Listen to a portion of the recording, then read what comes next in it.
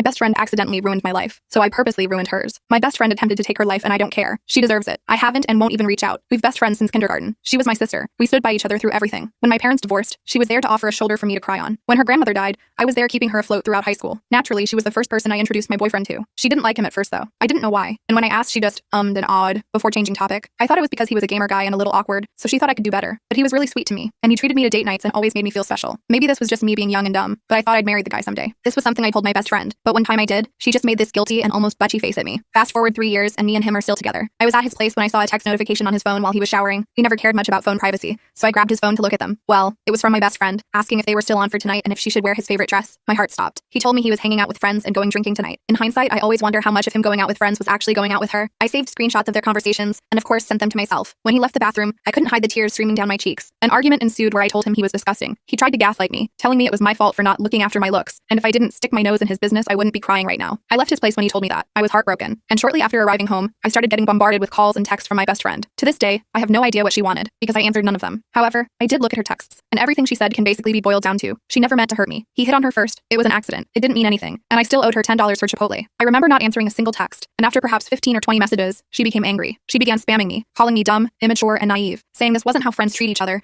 and telling me I was being selfish for throwing away our friendship. She eventually stopped after a total of 78 calls and 132 messages. My boyfriend was strangely quiet during this time though. He didn't reach out once. It took me a few days, but I finally got my shot together. Well, not really, but enough to send them both messages. I texted my now ex-boyfriend that we were done and I wouldn't give him a second chance. He responded by trying to call me, but after just one attempt, he gave up. He sent me a final message saying it wasn't that big of a deal because he couldn't help his testosterone being higher than the average male, and finally ended up agreeing that we shouldn't date anymore. My ex-best friend was more persistent after I told her I wanted nothing to do with her. Day after day, I get messages and calls from her, demanding to talk, demanding I don't say anything to anyone and expose her perfect reputation. I remember in one of the messages she screeched that she will take her own life if I don't talk to her. She said she is going to write a note blaming me, saying her death was my fault, and that everyone will hate me for the rest of my life. It's really fucked up. And I know to you guys it might seem obvious that she was crazy and I had every right to be mad. But when you're actually in a situation this heartbreaking, it's almost impossible to see clearly. So I ended up confiding in a mutual friend to see if I was being a bee. But turns out, this friend didn't care about me either. Because not only did she give me one-word replies the entire time, but she also ended up spreading the word about what happened. The gossip spread like wildfire, and obviously my ex-best friend quickly found out I told someone. I knew because one day I heard she posted a photo of herself crying on her Snapchat story. Honestly, I figured it was just for attention. Little did I know, the truth was much darker than I thought. I remember I was about to go shower when I got the news. She tried to take her own life. She took her dad's shotgun and aimed it at her head. Fortunately, it wasn't loaded and she couldn't figure out how to load it. So instead, she tried to OD. It was heartbreaking. My face went ghost white. I couldn't even catch my breath. I just sat there hugging a pillow and rocking back and forth. But the thing is, I didn't visit her in the hospital. I didn't send any messages to her family. And so, her older sister began messaging me, telling me I'm a heartless bee for leaving her at her lowest. I didn't respond to her either. So she took a different approach. She messaged my mom. And that